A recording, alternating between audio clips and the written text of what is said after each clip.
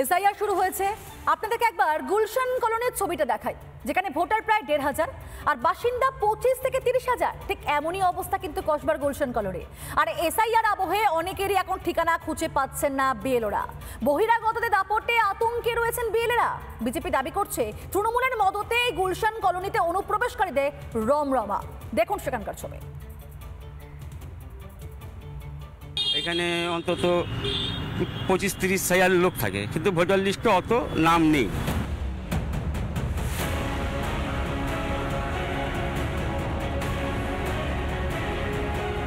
শুনলেন তো, ভোটারের থেকে বাসিন্দা বেশি। এটাই কলকাতার গুলশান কলোনি।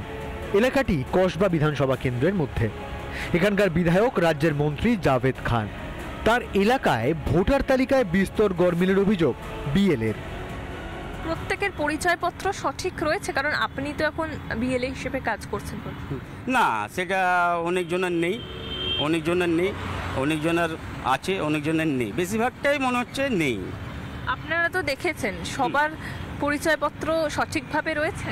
না না না না, সঠিকভাবে নেই। ব্যাঙের ছাতার মতো গজিয়ে উঠেছে ফ্ল্যাট। জলাভূমি বোজানোর অভিযোগও আছে গুলশান কলোনিতে।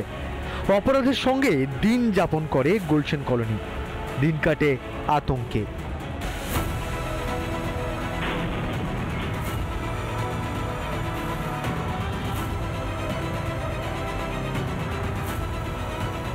আতঙ্ক ভয় তো থাকেই, এখানে প্রায় ঝামেলার সৃষ্টি হয়, আতঙ্ক তো থাকেই, একটু মনের মধ্যে ভয় থাকে।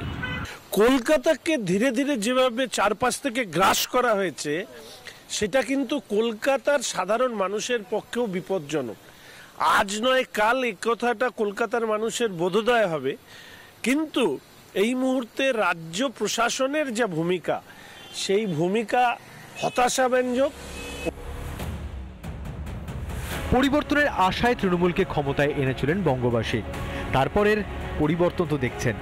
নানান জায়গায় তৈরি হয়েছে এমনই গুলশান কলোনি, যেখানে ভোটারের থেকে বাসিন্দা নাকি প্রায় ২০ গুণ বেশি। এখানে অন্তত ২৫-৩০,০০০ লোক থাকে, কিন্তু ভোটার লিস্টে অত নাম নেই। এখানেই শেষ নয়, ভোটার তালিকাতেও রয়েছে গরমিল। অনেকের বাড়ি খুঁজে পাচ্ছেন না বিএলও।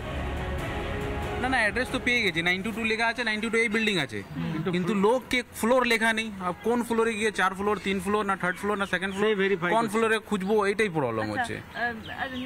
নাম যেগুলো বলছে সেগুলোকে আপনারা চেনেন? তাদের নাম বলছে চিনতে পারছি না। এখানে থাকে কে? এই যাদের নাম বলছে না। এই বিল্ডিং এ কি থাকেন তারা? থাকতেও পারে, নাও থাকতে পারে, সেটা তো আমি বলতে পারবো না। আমি তো নতুন এসেছি, কি করে বলবো? কি বুঝলেন? এটাই গুলশান কলোনি। বেশিরভাগ বাসিন্দার ভোটার তালিকায় নাম নেই। যাদের নাম আছে এলাকায় তাদের হদিশ নেই, কেউ চিনতেই পারছেন না। কেন এই পরিস্থিতি? রোহিঙ্গারা আছে এখানে, বসানো হচ্ছে তো। তৃণমূল কংগ্রেস, দেখুন তৃণমূল কংগ্রেস তার লক্ষ্যে অবিচল। তৃণমূল কংগ্রেস চায় বাংলার ডেমোগ্রাফিকে পরিবর্তন করে এটাকে বাংলাদেশ বানানোর জন্য।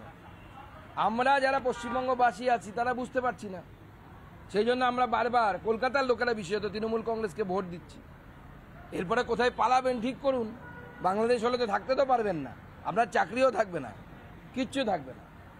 তৃণমূল কংগ্রেসের বড় বড় নেতাদের গাড়ি বাড়ি টাকা ইত্যাদি, এর সমস্ত পেছনে যে সৈন্য বাহিনী হিসাবে কাজ করে, সেটা হচ্ছে অনুপ্রবেশকারীরা। ভুতুরে ভোটার কি তৃণমূলের ভরসা? ভোট ব্যাংক কি সব? ভূমিপুত্রদের অধিকার কিংবা জাতীয় নিরাপত্তার বিষয়ে কি তৃণমূলের কাছে গৌণ? প্রশ্ন তুলছেন গুলশান কলোনির ছবি। রিপাবলিক বাংলা। নানা ধরনের কন্টেন্ট দেখার জন্য লাইক করুন, শেয়ার করুন আমাদের ফেসবুক পেজ, সাবস্ক্রাইব করুন আমাদের ইউটিউব চ্যানেল। পাশাপাশি অন্যান্য ব্রেকিং নিউজের জন্য অবশ্যই চোখ রাখুন রিপাবলিক বাংলায়।